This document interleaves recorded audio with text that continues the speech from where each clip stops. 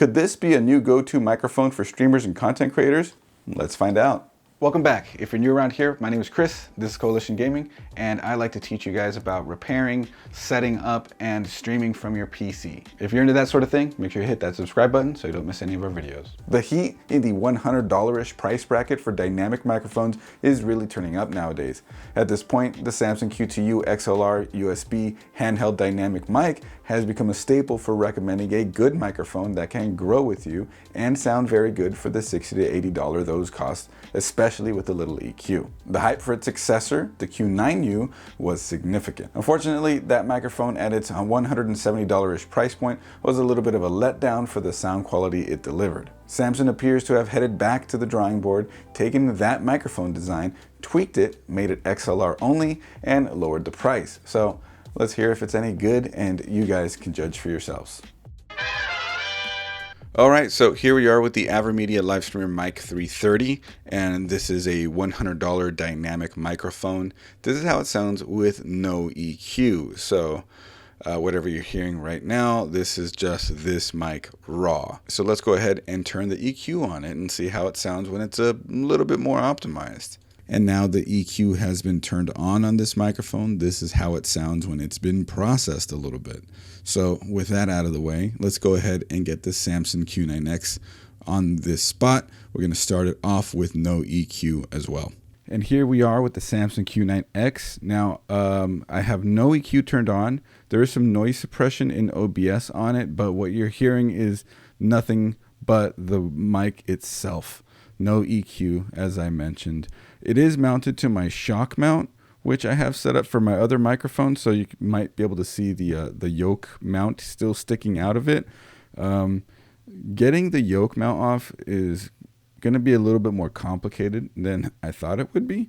So I just decided not to mess with it too much for the sake of this video. But I do plan on doing that so I can get it more properly seated into this shock mount, because I'll leave a link in the description and right up here in the corner that shock mounts can be pretty important in the right situation. With that said, let's apply some EQ and see how this sounds. Actually, before I apply any EQ to the mic, it does have a mid boost switch on the back of it. I'm not sure what the position it's in right now. Actually, I think I have it set to off, but let's flip the switch before we get into any EQing. Okay, the switch has been switched, and yeah, I can actually tell a difference with it. I'm not sure if I like it or I don't like it, so let's switch it the other way. Ma. Yo, yo, yo, yo, yo, yo, yo. Actually, I can't really tell too much of a difference with it. I have monitoring it in my headset right now, so I should be able to hear it. And yeah, hard to say. But now let's go ahead and turn on some EQ. We're going to add some treble, pull some mids out, and add some bass.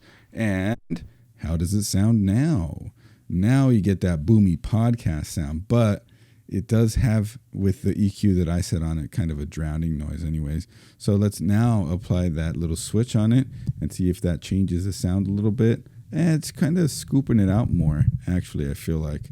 So if I flip the switch here, I think that's better positioning for it, but it's hard to say. Okay, so I've went ahead and adjusted the EQ a little bit, and it sounds like pulling mids out of a mic like this one will actually hurt the sound, at least to my ears and for my voice.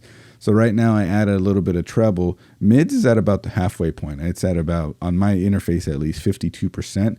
Bass I added a little bit more. So basically this sound is very similar to the stock sound, but maybe with a little more boominess to it, which, you know, that's kind of what the dynamic mic sound is known for, especially after the popularity of the SM7B in podcasts all around the world. So if I were to give you some thoughts on this microphone versus my other microphone, I think I might be making this one my new daily driver microphone for streaming and content creation when I'm at this setup here. I can't say I found the mid boost presence switch all that useful, especially if you have an interface where you can just equalize the microphone, where many people who are going to be running it through XLR like this one may have access to that. And even if you don't, free software like SteelSeries Sonar will be able to help deal with that as well. The microphone feels absolutely solid. It's the heaviest mic I have. All metal build quality. The yoke mount feels great, but like I said, I'm a big fan of shock mounts, so I want to be able to get that off. It is a negative to me that it's not easy to remove like it was for my other microphone, which is this guy right here. Literally, it was just screws off on the side, as you can see, but I'll get it figured out. So let's do some sound rejection tests on this microphone. Here I am talking from the front of it, so you guys know how that sounds. Now if I'm off to the side a little bit on this side, or I'm off to the side a little bit on this side, you can hear how that's sounding. It's going very far away. You definitely want to be right in front of this one. Let's go all the way behind it. Okay, I am all the way behind the microphone, and it is surprising how much it's rejecting. That is actually doing a good job at rejection. Well, I guess not picking up as opposed to rejection specifically. Let's see how it sounds. My keyboard is down on the desk right behind this microphone, and I'm talking, and I'm typing, and I'm typing, and I'm typing loudly here. I can't really hear it that much in my headset from typing there. So, hey, that's a good sign as well. Might be a different case if you have a louder clicky keyboard. These ones have Gatoron, Alias, Silent, Tactiles, so there's that. Plosive tests, let's do that. P, pop, pop, pop, pop, pop, pop, pop, pop, pop.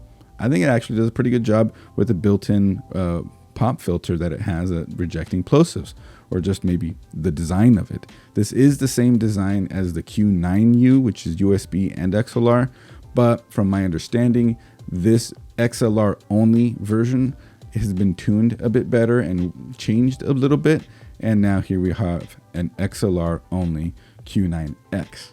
Now this microphone is supposed to cost $129, and at that price it is a pretty solid competitor. Other XLR dynamics that are like this style of microphone in terms of looks as well and sound are in the $100 range, so this is right there in the ballpark with them. Definitely compatible or competitive with the Rode Pod mic, for example, and definitely competitive with my AverMedia Livestream Mic 330 and anything else in its price range. So I'd say it would be a pretty solid buy if you're looking for a microphone like this. If you like Samson, if you like the sound of this microphone, something like that, $129 is not a terrible price. You have other contenders now like the Wave DX as well. I think from what I've heard that this microphone has an edge on the sound of the Wave DX, but the Wave DX, if paired into the Elgato ecosystem, certainly has its advantages, but nothing you couldn't get with plugging this mic into a Wave XLR. And I know this doesn't matter, but the way that it looks cooler than a Wave DX, and honestly, cooler looking than this AverMedia as well. But again, that's preference. That doesn't matter. I just kind of like the look. That's just me. Special thanks to Samson for sending this out to review. If you guys like this video, you know what to do. Hit that subscribe button and that bell so you don't miss a single upload. Also, I stream to Twitch every Friday at 8 p.m. Pacific at twitch.tv/Coalition Gaming Crew. So feel free to stop by, drop a follow, and let's talk some tech over there. Anyways, that pretty much does it for me. If you guys want to talk more dynamic microphones, like I said, find me in Twitch or drop a comment down below and let's talk about it. What did you think of this microphone?